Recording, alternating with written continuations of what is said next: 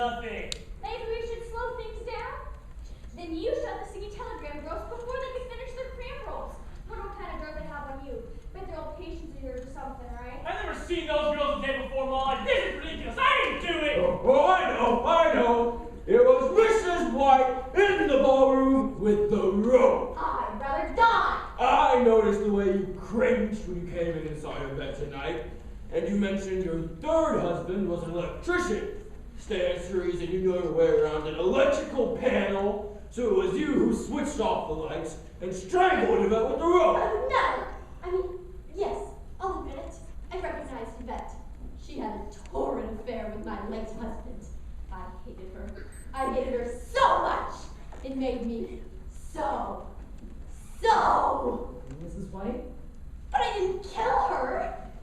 So, in summation, Oh, thank God. it was Mrs. Peacock in the kitchen with the dagger, Colonel Mustard in the lounge with the wrench, Miss Scarlet in the library with the candlestick, Professor Plum in the hall with the revolver, Mrs. White in the ballroom with the rope, and Mr. Green in the billiard room with the lead pipe.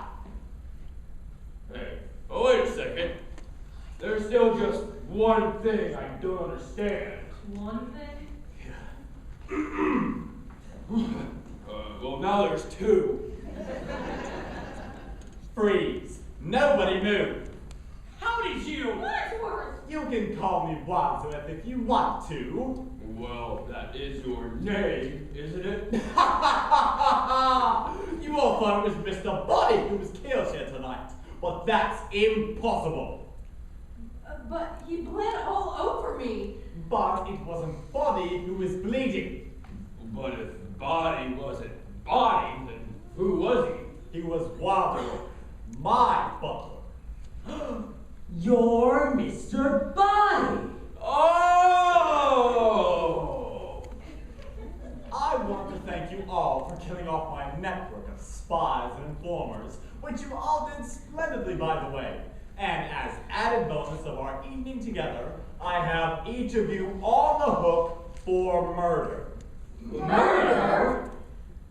But the police will be here any minute. What are you gonna do then? Why should the police come? Oh, my God. Of course. Oh, what?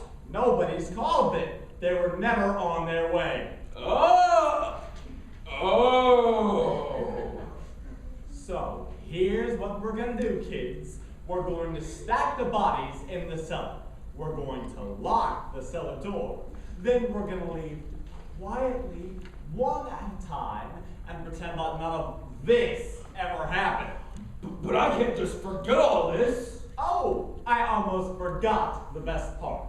Now that murder is on the menu, the price of blackmail just tripled. Now move! Wait a minute. We can all rush him. He's got no more bullets left in that gun. You don't think I'm gonna fall for that old trick? It's not a trick. There's one shot of Mrs. Body in the study, two for the cat, two at the lunch door, and one for the singing telegram girls. That's not 6. 1 + 2 + 2 + 1. Nah, there was only one shot that got the cat. That's 1 + 1 + 2 + 1. Even if you were right, that'd be 1 + 1 + 2 + 1, not 1 + 2 + 1 + 1. Alright, fine. 1 + 2 + Shut up! The point is, there's one more bullet left in this gun, and anybody who moves is gonna get it. So you're telling me that you're just gonna keep blackmailing us, and we're gonna pretend like none of this ever happened? That's the plan? Sure, why not? I'll tell you why not. Larry Goodman, FBI. Mr. Green, FBI, that sniffling stooge. Did you see this coming? Neither did I. Ushers, quick, unlock the... Quit talking to the audience, Wadsworth. Or should I call you Mr. Body? So wait, you're really FBI? Yes. The real Mr. Green received the letter like each and every one of you. Unlike you, however, Green went to the bureau to ask for help. I'm an agent at the Hartford office who's apparently a dead ringer for Green. I took his place tonight so we could have a sting operation. Some sting. 9 people died on your watch. Not to mention that poor cat. They have used me because the real Mr. Body knew what Green actually looked like. You see, I only worked the Hartford desk on property crime. You know, theft, fraud, the like. Which is how I've become a bit of an expert on the art of pickpocketing, and how I ended up with this large envelope marked confidential instead of any of you. You have the evidence. It's all here. We had our suspicions of what we might find, but I never imagined it would be this rich. Let me see. Is that?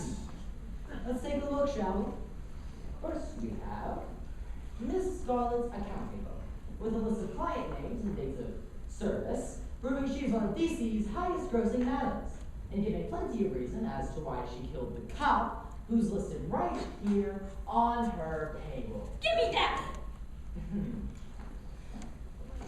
Next we have this love letter addressed to Professor Plum. Hey, that's private property. Seen from one of the singing telegram girls was the young daughter of the head of the U.S. Department of Social and Behavioral Sciences. Seems she was just about to come clean to Daddy, who most certainly would have cleaned out Professor Plum. Guess that's why he killed her. And the other, I guess, was just in the wrong place at the wrong time. Now see here. And these negatives. My oh my, girl. You really were quite the regular in Miss Scarlett's establishment. Guess you wouldn't have gotten to keep your important military title if your old driver, that unfortunate motorist who happened to stop by the house tonight and told your Major General where he drove you every Tuesday night. I just wanted somebody to talk to. Talk, huh? And poor Mrs. Peacock. Here's your Bible. Made it pretty easy to stash your cash for bribery, no. Too bad your old cook couldn't keep her mouth shut. If only she hadn't told Bonnie the secrets, maybe then she would still be alive today. God forgives all. And Mrs. White, you weren't lying. You really did hate Yvette. So much. I hold in my hands your fingerprints, fled at the crime scenes of your previous murder. I never murdered my husband. Fingerprints I'm sure the FBI will be able to match to the noose tied around Yvette's neck. I wore gloves. Oh, you mean these? Darn it. And last, but most certainly not least, Mr. Bobby Body. It's Robert. I hold in my hand an FBI file on the whole Big Body family. Your butler Wadsworth has been feeding me information for months. I can see why you killed him. Unfortunately, your shot missed him in the study, but he wisely played dead. Awfully good actor, had us all fooled. But when we were running back from the kitchen with the cook's corpse, you found your sneaky butler trying to make his escape by the bathroom, where you bludgeoned him to death with the lead pipe I dropped in the hall. That was convenient. And you left him there, dead, for poor Mrs. Peacock to encounter moments later. You swine. Ladies and gentlemen, the Body family has been wanted for generations for organized crime, blackmail, and murder. But they've always eluded the law.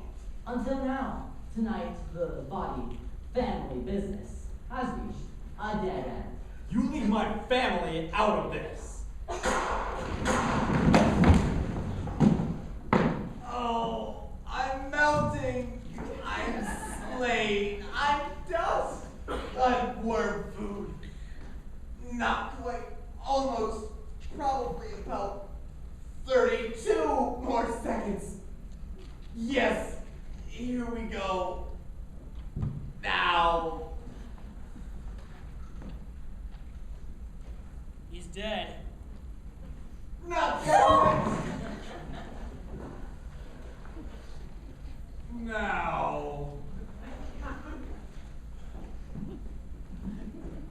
I'll tell you, this has been the most fun night I've had in a long time. And now, you're all under arrest. Boys, here's the criminals you've been looking for. Oh, and here's the evidence against them. There's some tapes in the billiard room you might find useful as well. The tapes. All right. Who done it? He did. They all did. But if you want to know who killed Mr. Body, I did. In the hall with my revolver. Take him away, Chief. I'm gonna go home and sleep with my wife.